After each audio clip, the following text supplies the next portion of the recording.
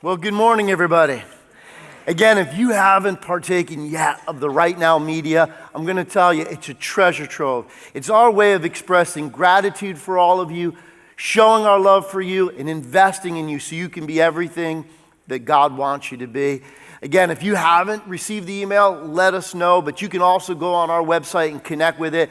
There is a ton of resources available. It's just our way of saying thank you, guys, for being a great church.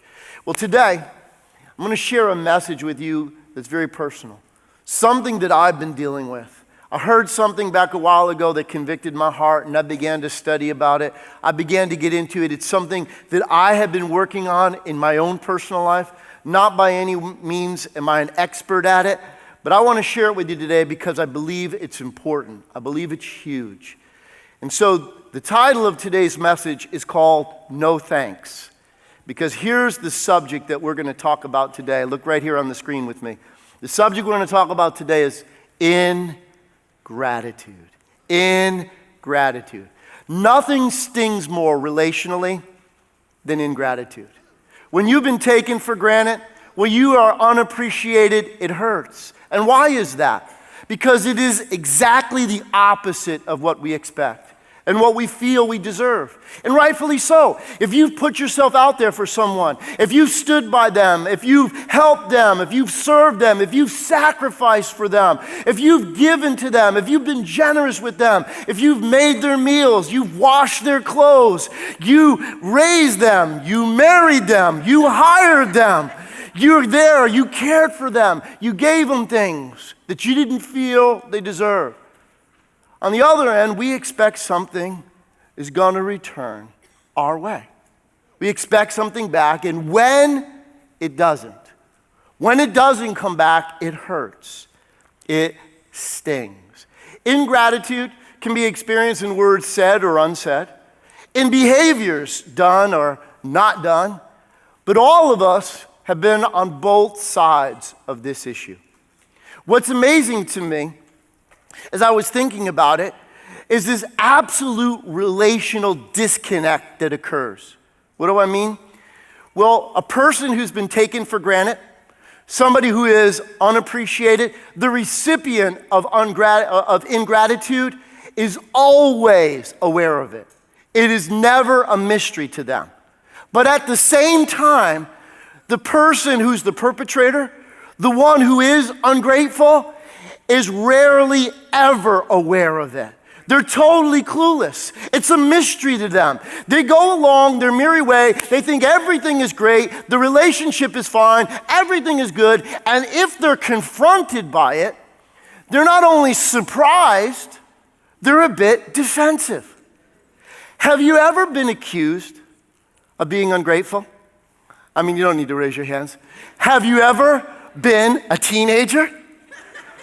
Right, exactly. You know what I'm talking about. But listen to me. If you've ever been accused of being ungrateful, you know as well as I do, your thoughts immediately run to the feelings that you have in your heart of gratitude, of appreciation, of thanks for things that have been done for you, things that people have helped you with, for opportunities that you've been provided. Your heart is filled with a sense of gratitude. And that's why it surprises you. That's why you can be defensive. Because the people that you appreciate in your heart can be the people who feel unappreciated by you. And here's the problem. You see, we have this sense in our heart. Our hearts are filled with gratitude. But often, they go unexpressed. Often, we never say anything. And there's the crux. There's where the relational disconnect occurs. Let me drill a little deeper, okay? Why is this important? Why is this a big deal? Why would I be standing up here talking about all this? Listen carefully. Gratitude and ingratitude determine the quality of our relationships. Gratitude and ingratitude drive the direction and determine the health of our relationships. They determine how much someone will trust you, how much will they invest in you, how much will they give to you, and at the same time, it determines how much will we trust somebody else, how much will we give of ourselves, how much will we invest in that situation. And again, when someone is being ungrateful, they're generally unaware. They go about their merry way. They think the relationship is great, the relationship is good, but often it's not. But they're clueless. That's why this is a big deal. That's why it's important. So today, if you have a Bible, I want you to turn to the book of Luke. Luke chapter 17. If you're new to Bible reading, just find the New Testament. The first 4 books of the New Testament are accounts of the life of Jesus, written by 4 different authors. Luke was a Greek. Luke was a companion of the Apostle Paul. He was also a physician, which made him pretty much a detailed person, which is why he became a great historian. But he had heard all of these stories. He had been around the people who had encountered the life of Jesus. And hearing all this, Luke set about to put down a recording, an orderly account of the life of Jesus. If you're not a Bible reader, I just encourage you, man. The book of Luke is fantastic because Luke comes about the life of Jesus from the total human point of view. He looks at Jesus like the perfect human. And Luke had such a point of detail, okay?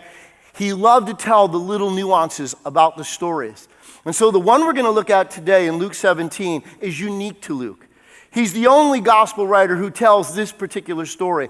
And although the story deals with a healing, it deals with a miracle, the emphasis that Luke points out in the story is not so much the healing, but the response to it. So if you found Luke 17, look at verse 11. Luke 17 and verse 11, and let's read along. Look at this. He said, now on his way to Jerusalem, Jesus traveled along the border between Samaria and Galilee. Look at this map with me. See, Jesus, during his earthly ministry, he was a part of the nation of Israel in the northern part called the territory of Galilee.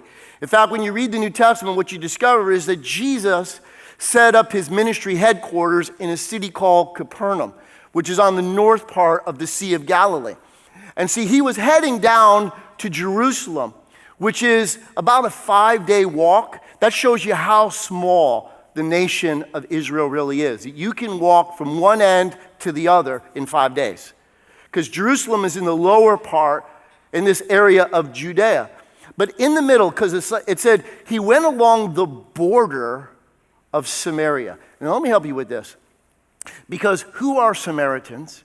Why was there tension and hostility between the Jews and the Samaritans? Because in the nation of Israel, during the time of Jesus, this whole intersection, this whole middle part of the nation was called Samaria. And why was that? Well, in Israel's history, the kingdom had split into 2 separate nations. The lower nation of Judah and the northern nation of Israel, which was the 10 tribes, and there were 2 in the bottom called Judah. Well, the northern kingdom of Israel was the first to fall.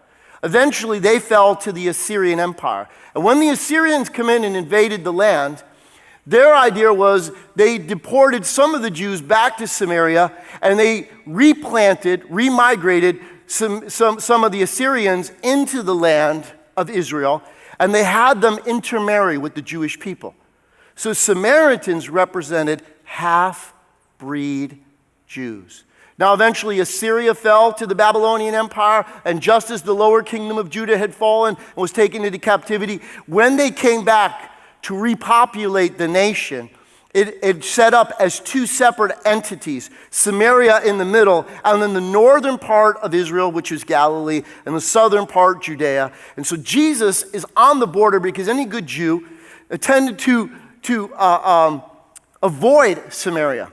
There was hostility. They figured they were traitors, they were half-breeds, they weren't pure, they weren't right. And so there was this constant tension that was going on. And so as Jesus is going along the border, which would be along the way of the Jordan River, look at verse 12. He goes on to say this. And as he was going into a village. Now, the Bible doesn't say why he was going into that village. He could have been resting. He could have been going in to get something to eat. He could have been staying the night in this particular village because, again, it's a 5-day journey from Capernaum to Jerusalem. So Jesus was going into this village, and look what happens. 10 men who had leprosy met him, and they stood at a distance. Now, let me help you with this so you understand the story. Leprosy under the Old Testament was considered to be a disease that made you unclean. And why is that important? Because they were not a part of the regular society. They had to stay out without the camp. When someone was determined to have leprosy, they had to live off on their own. And so therefore they created these little communities where they could only interact with each other because the people were fearful that there was a disease that spread, and so they were concerned about catching this. And so the people who had leprosy, if they were to come around normal individuals, they had to cry out, unclean, unclean. Imagine that. Leprosy would have been like being in prison without walls, because they weren't allowed to be a part of the regular society. They weren't allowed to go see friends or family or anything else. They had to live out by themselves. They were outcasts, okay? And so in this regard, these 10 men who had leprosy, they stood at a distance because that's what they were supposed to do. And then look what happens next.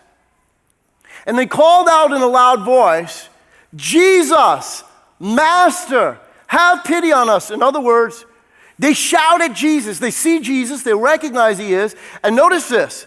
They knew who Jesus was, and also they knew what he was capable of, which is amazing.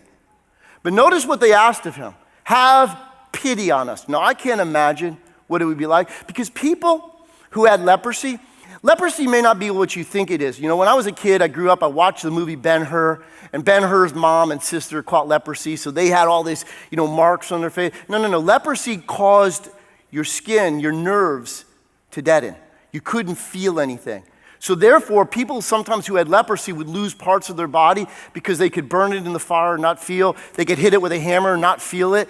They could be walking in a river, cut their foot, and not know it is, and all of a sudden catch an infection. They could gain gangrene, cut off a part of their body. So people who had this disease, sometimes they were in these situations. And so imagine what it felt like, that no matter where you went, you were an outcast and you had to yell, unclean. Imagine their self-esteem. So they didn't feel, even though they believed Jesus was capable of healing them, they didn't feel they were worthy. They didn't feel like Jesus would care about them. So here was their Hail Mary pass. Jesus, have mercy on us. We don't deserve this, but if you could, just have a little sympathy. And so they cry out. This is their last-ditch effort. They know Jesus can. And how does Jesus respond? Look at verse 14.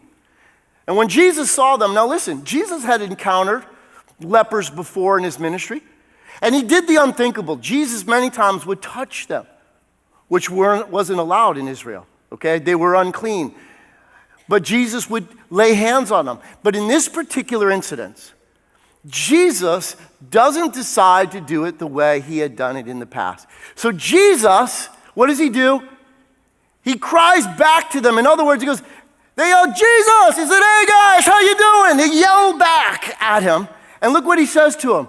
Go show yourselves to the priests. So remember, they're separated. They yell at Jesus. Jesus yells back at them. And the 10 of them are looking at each other going, what did he say? One of them says, I think he said, you're invited to a feast. No. The other one says, no, you idiot. He said, watch out for the beast. And the one said, what are you, hard of hearing? No, he said, go show yourself to the priest. Now, why was that significant?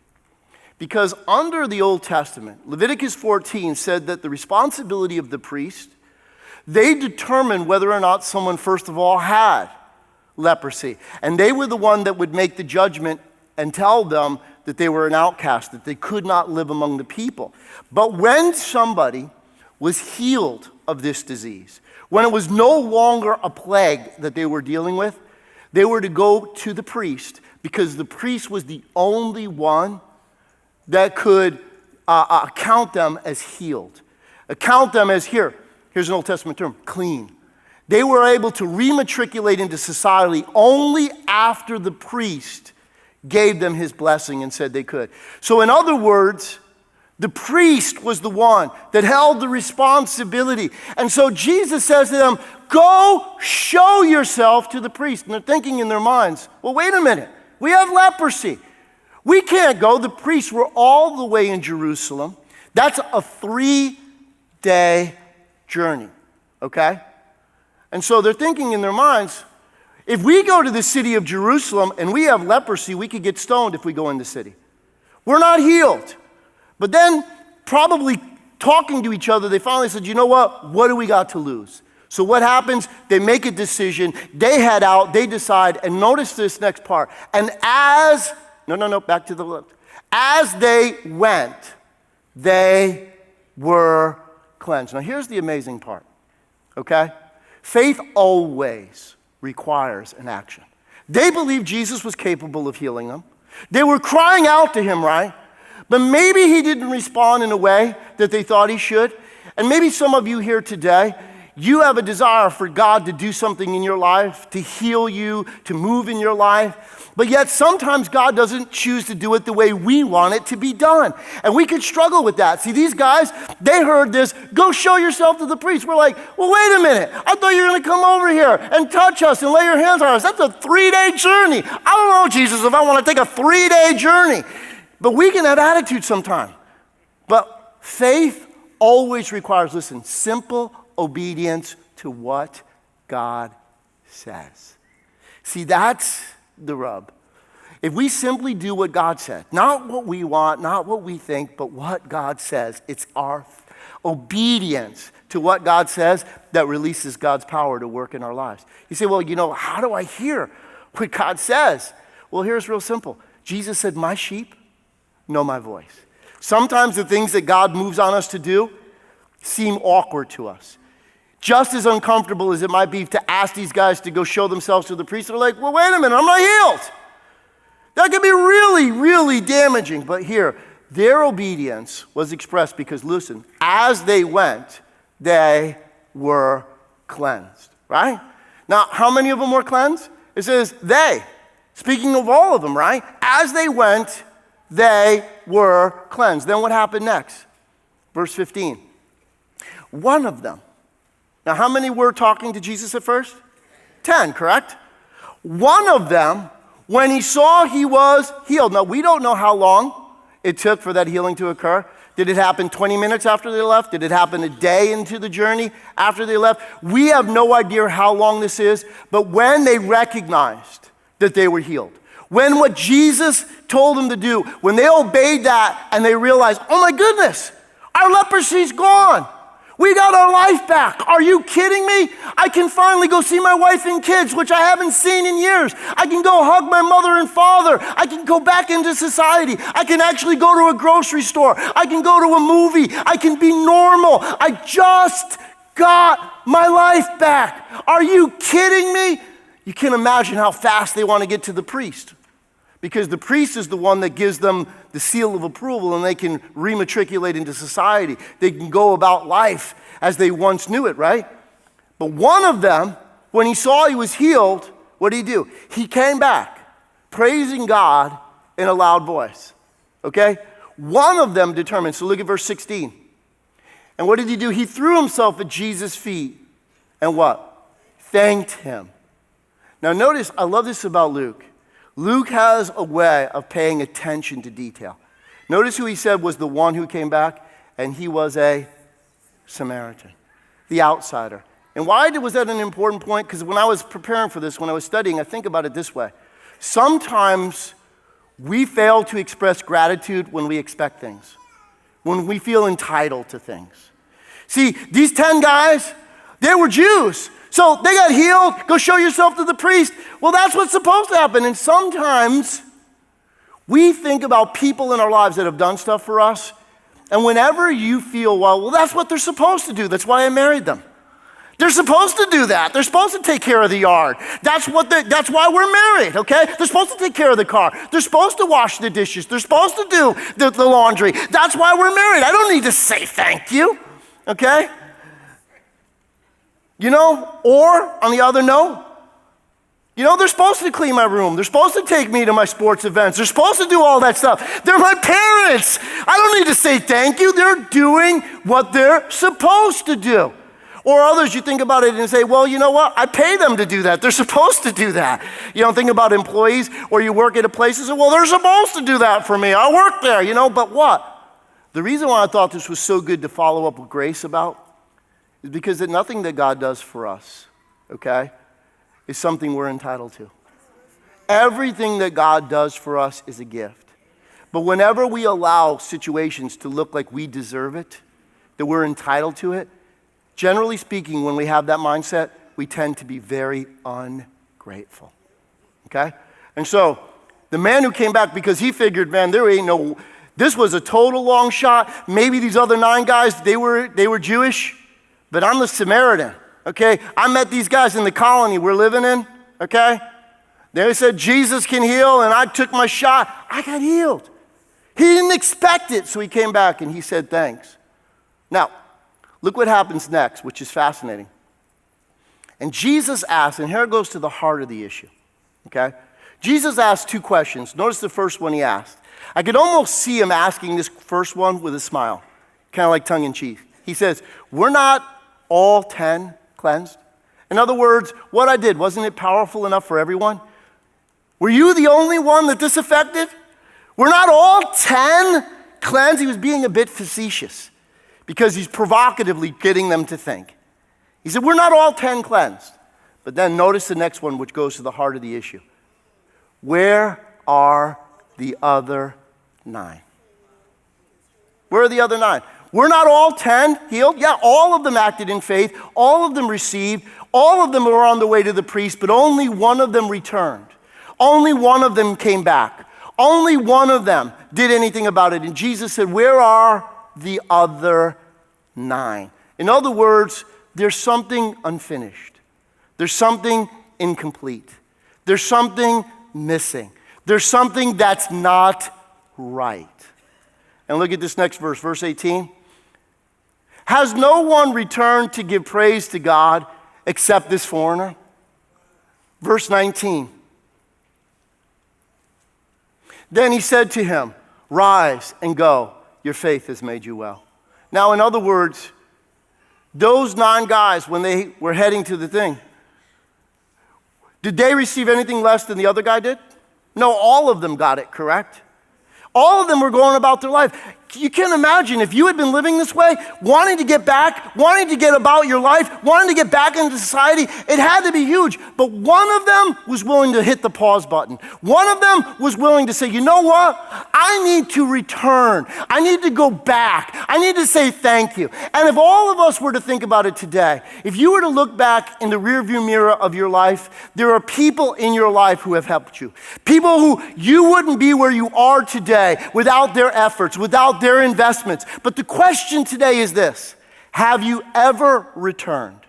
Have you ever gone back? Have you ever taken the time to pause, to stop, to return and say thank you? Now, is this a big deal? Obviously to Jesus it was. Now, we all know this. Think about this for a moment. Remember back when you were a kid and you ever go to the bank with an adult? I remember back when I was a kid, I thought of this illustration this way, because whenever you're with an adult and you go to the banking business, whenever they're finished with their banking, when I was a kid, you would sit there, and after the adult was all finished, the person that was helping you would always pull out a bowl full of lollipops and offer you one, right? Okay? And you grab it, and you, as a kid, you just tear into that. You're gonna open that up and jam it in your mouth. And the adult that's there, all of a sudden goes into a panic. There's this tension, and they automatically tell you, wait a minute. They ask a question. What's the question they ask? What do you say, right? You know it. We do with our kids. We're like, wait a minute, don't do it, because you know this is an adult, this is a big thing. You know that in this moment right now, that not to say thank you leaves this incomplete. It's not right. And so as a kid, you're sitting there and you're looking at it and you're like, I don't know what to say. And the kid, you go, can I have 2? Can I have a red one? I mean, what am I supposed to say? And you say, as you, thank you, right? Because every adult recognizes that this is important. But what absolutely blows my mind is that as we grow as adults, in our own interpersonal relationships with people we love, people we respect, people we have relationship with, somehow we forget that end. We don't express gratitude. They do something nice for us. They go out of their way for us, and we kind of like, well, yeah, that's what they're supposed to do. I mean, that's why we're married. That's why they live here. Whatever the case, we sometimes, as adults, forget this. Now, if we're reading this story in our Bible, we can think back and go, man, those 9 guys, they are totally ungrateful. That's just not right. What? But if you and I were to go back in time and we caught up with those 9 guys on their way to Jerusalem, and we stopped them and said, excuse me, I noticed you've just been healed. Are you grateful for what Jesus did for you? Are you thankful? They're like, are you kidding me? My heart is overflowing with gratitude. I just got my life back. I'm going to be able to go see my wife and kids. I'm going to be able to go back into society. I'm going to be able to hold a job. I'm going to be able to go to a home. You got to be kidding. Are you kidding me? Of course, I'm grateful. But here's the deal. Feeling it is not enough. To feel it and not express it leaves something incomplete, something unfinished. And in truth, it communicates something. If you're taking notes with me, here's the big idea I need you to get a hold of today. And that's this. Unexpressed gratitude communicates ingratitude. Unexpressed gratitude communicates ingratitude. Now, it's not enough to feel it. You got to express it. You got to say it. Why? Because what you're feeling, the person, if you don't say it, if you don't express it, they're feeling the total opposite of what you feel. You feel appreciation, but they're feeling taken for granted. They're feeling unappreciated. Jesus makes note of this, that the blessings of God can be appreciated or unappreciated. And there are many times when God does stuff in our lives, sometimes we come to expect it. Well, I deserve a good life. God, that's what just God. And we sometimes, that's what Jesus said, is this the only one that's come back and give thanks to God? Because he's telling us, okay, that to feel it and to not say it is wrong. Because unexpressed gratitude, whether we believe it or not, whether we want to or not, unexpressed gratitude communicates ingratitude. It leaves something open-ended. It leaves something undone. Ingratitude, if you're taking notes with me this morning, listen, let me go a little bit deeper.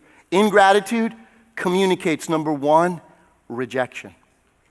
You see, ingratitude is a subtle form of rejection. Now, all of us are like this. I'm like this, you're like this. It's who God made us to be.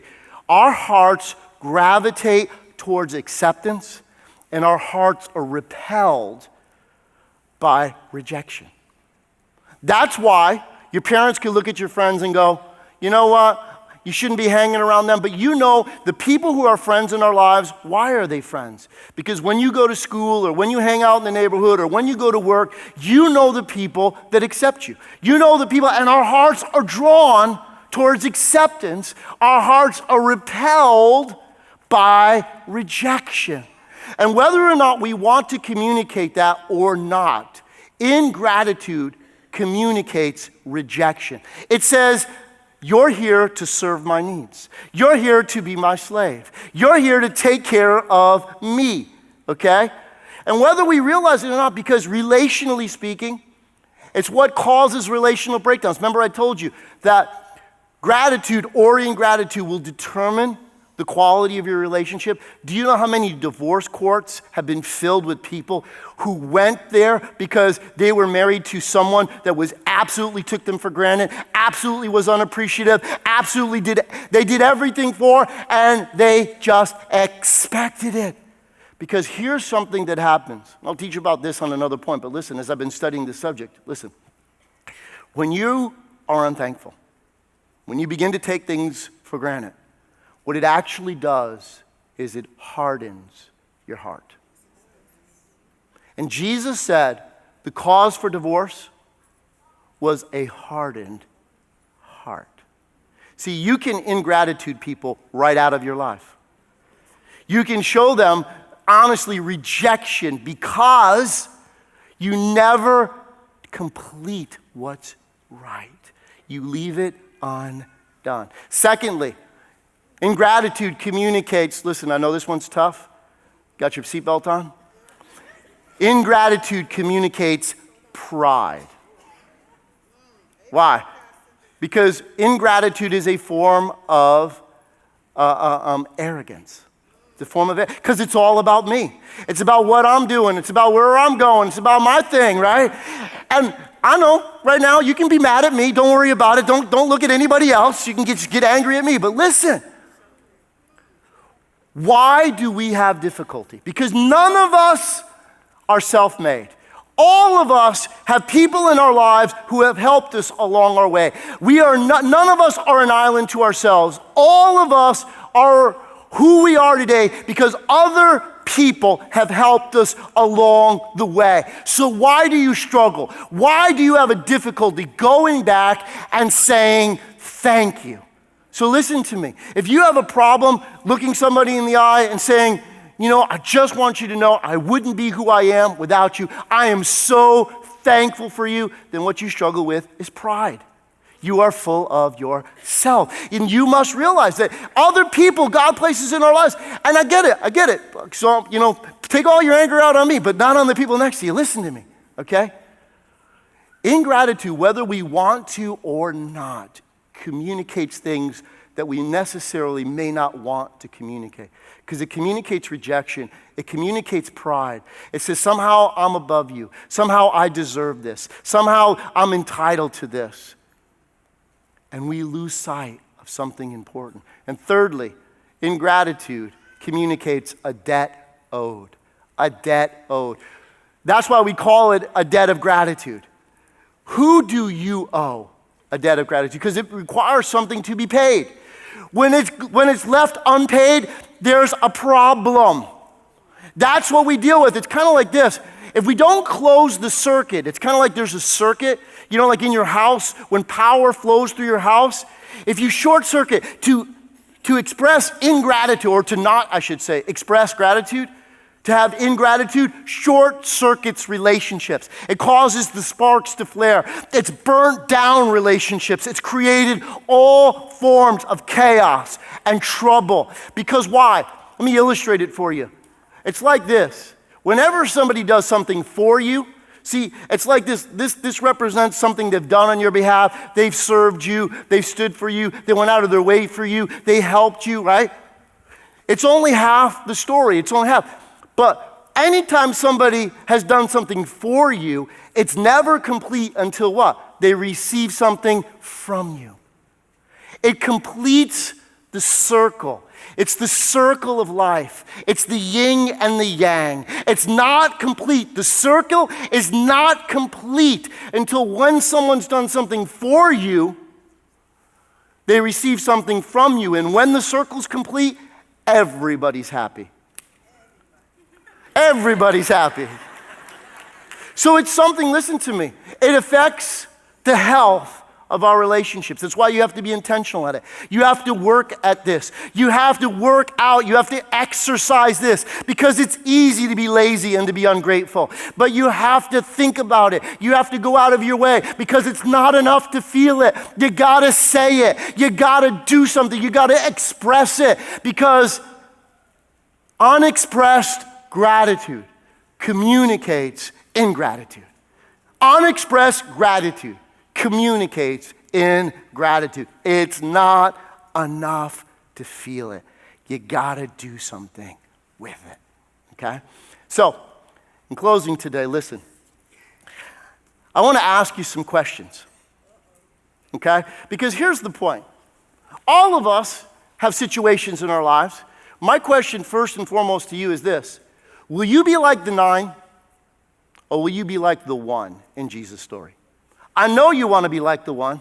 So listen, as I read these questions this morning, I want purposely people to come to your mind.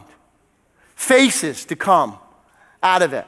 And now, before I read these questions, I want to issue a warning. And especially to all the guys. Because I know how you think because I'm one of you. Okay? I know how I would think if I was on the receiving end of this, okay? Because you're thinking right now, because you may be attending with somebody today, and the person next to you may be going, man, I am so glad he's talking about this. This is so needed. Oh my goodness, I'm glad I came to church today. But you're thinking in your mind, listen to me guys, I know how you think, listen. You're thinking, well, if I do something about this immediately, they're gonna think the only reason I did it is because Pastor Ken said something about it. Okay? And I get it, okay? You don't want anybody up here telling you how to run your relationships, to what to do with your life, especially a guy you don't know that much. I own that part, okay?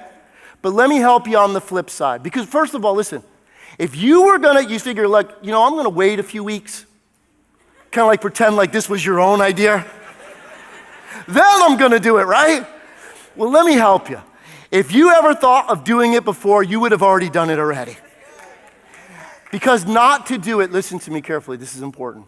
Not to do it, if you're here with somebody who's hearing this, who you owe a debt of gratitude to, if you're here with somebody, if you're watching online, and you're watching this with somebody that you owe a debt of gratitude to, not to do something about it will cause the hurt to be worse than it was before. So just own it. Just say, you know what Pastor Ken said today, I just want to tell you, okay? So here are the questions. You ready? Number 1, who have you taken for granted? Who have you taken for granted? Number 2, who do you need to express gratitude to? Who in your life do you owe a debt of gratitude to? Okay? Number 3, who do you need to close the circuit with? They've done their part. They've helped you. They've served you. They've gone out of their way for you. But they have never received anything back from you in return. Who is it that you need to close that circuit with? Who is it that you need to return to and go back, put the pause button on in your life and go back and say thank you to? Okay? Number 4, who are you grateful for in your heart, but at the present time, they've never seen it in your behavior or heard it from your lips? Who are you exceedingly grateful for, appreciate in your heart, but they have never heard it from your lips or seen it from your actions? And lastly, who has been a part of your story?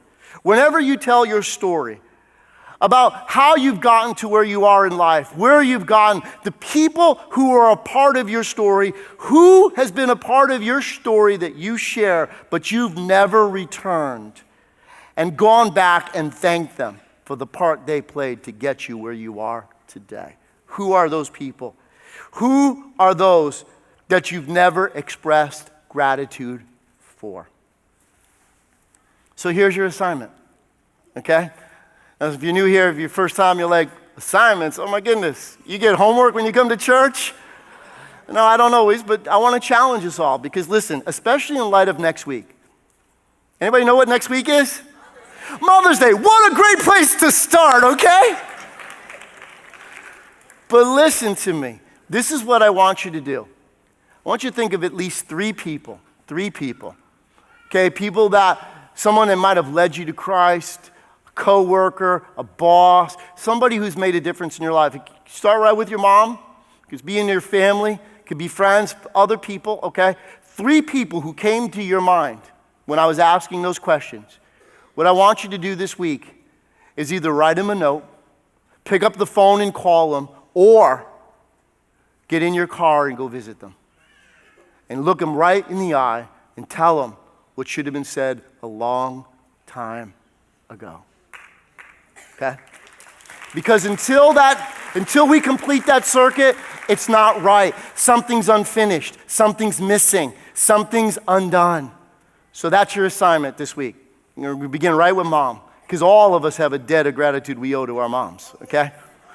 So imagine with me for a moment, if we began to express gratitude regularly in our relationships. I've never met a healthy relationship that you don't find that both people in that relationship are free to express gratitude all the time. They never take anything for granted. They're thankful for the person that's in their life, whether it's their friend, whether it's their spouse, whether it's their parent, whoever it is. You show me a healthy relationship, I'll show you that there is absolutely a circuit that continually flows of gratitude, okay? So imagine with me, if you began to exercise gratitude, how it might impact and affect all the relationships in your life. Everybody's head bowed, eyes closed. Let me pray for you. Father in heaven, first and foremost, Lord, we are so thankful to you. First and foremost, we would not be who we are without you. You loved us so much that you sent your one and only Son into this world. But today, Almighty God, not only should our praise and thanks be continually to you, but Lord, give us the courage to go back, to return to the people in our lives that we owe a debt of gratitude to. The people that we've never expressed it. We may have it in our heart. We may feel it. We may be so appreciative of who they are and what they've done for us, but yet we've never expressed it. Father, may we not walk away from today and just forget all this. May we take this to heart. May we begin to exercise an attitude of gratitude in the everyday events of life, and help us to grow strong in this. Help us to be a people of continual thanks. Help us to have the strongest and the best relationships we could ever have, because we're willing to freely and openly express our gratitude. Give us, Almighty God, in every way, a truly thankful heart.